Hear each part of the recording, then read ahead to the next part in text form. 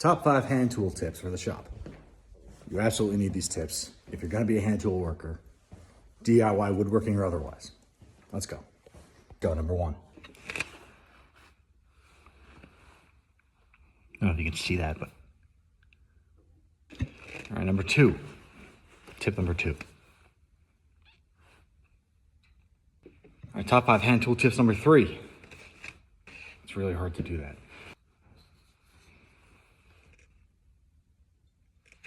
Tips numbers 4 and 5. Springing one on you. Here we go. Number 4 and number 5.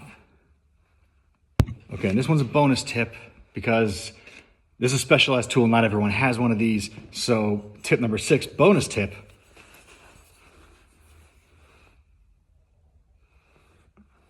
Thank you.